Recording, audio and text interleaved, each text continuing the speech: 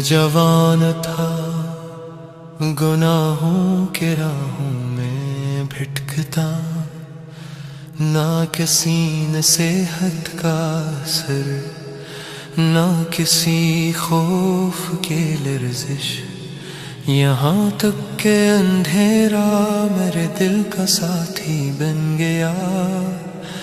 پھر ایک رات میں نے ایک عورت کو دیکھا، ایسا حسن جسے دیکھ کر دل کانپ جائے۔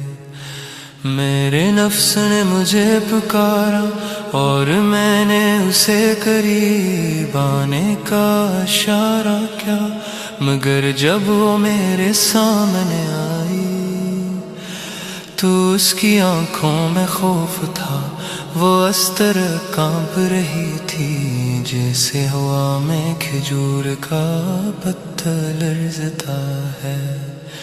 میں نے آہستہ سے کہا ڈرو نہیں، میں تمہیں نقصان نہیں پہنچاؤں گا، لیکن اس کا خوف بڑھ گیا جیسے اس کے سینے میں غموں کا سمندر ہو۔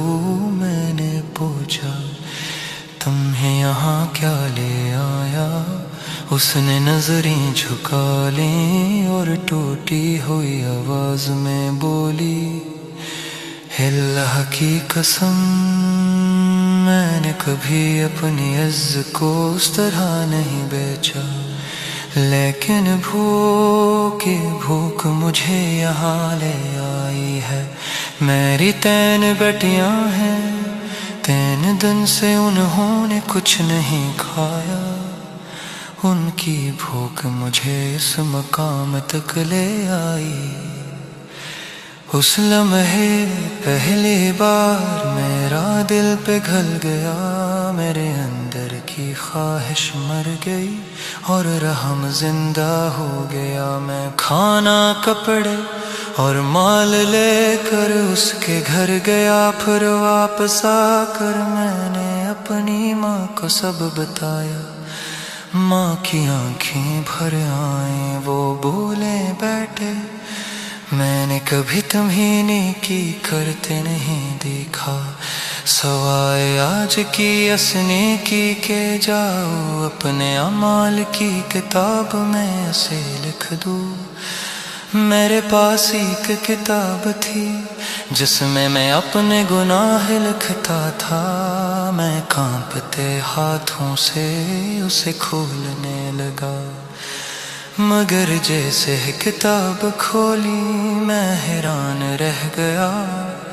تمام صفحے خالی تھے جیسے گناہ مٹا دیے گئے ہوں، سوائے ایک سطر کے جو پہلے صفحے پر لکھی تھی، بے شک نیکیاں برائیوں کو مٹا دیتی ہیں۔ یہ دیکھ کر میرا دل ٹوٹ گیا، آنکھوں سے آنسو بہنے لگے۔